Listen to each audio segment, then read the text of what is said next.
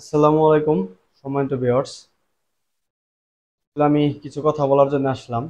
তো বাংলাদেশের বন্যা পরিস্থিতি মানে খুবই একটা খারাপ একটা অবস্থা। তো সেই ক্ষেত্রে যে যা পারতেছে তাদের সর্বোচ্চ দিয়ে চেষ্টা করতেছে ত্রাণ দেওয়ার জন্য, সহযোগিতা করার জন্য, উদ্ধার কাজের জন্য।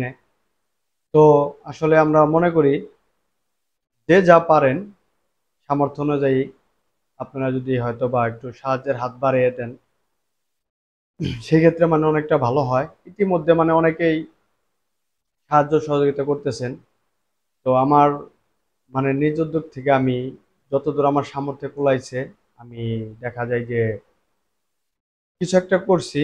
তো কিন্তু আমি যাইতে পারি নাই, কিন্তু আমি দেখা যায় যে বিকাশের মাধ্যমে টাকাটা পাঠিয়ে দিছি। তো আমরা অনেকেই মনে করি যে অল্প টাকা আসলে দিতে লজ্জা করে, আসলে এরকম কিছু না। তো আপনার সামর্থ্যে যা কুলাবে আপনি সেই অনুযায়ী টাকাটা দিবেন। একটা কথা আছে না যে দশে মিলে করি কাজ, হারে জিতি নাহিলাস।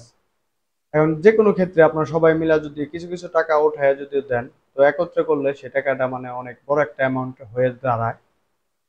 তো আমরা আসলে সবসময় চেষ্টা করব যে মানুষের পাশে দাঁড়ানোর জন্য, যারা বিপদ আপদে পড়ে তাদের পাশে দাঁড়ানোর জন্য।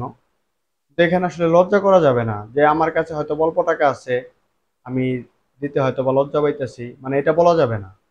একটা জিনিস চিন্তা করে দেখেন, 1 কোটি মানুষ একটা 1 টাকা করে যদি আমরা দিই, 1 কোটি টাকা, কিন্তু একজনের পক্ষে হয়তো বা 1 কোটি টাকা দেওয়াটা অনেক কষ্টকর।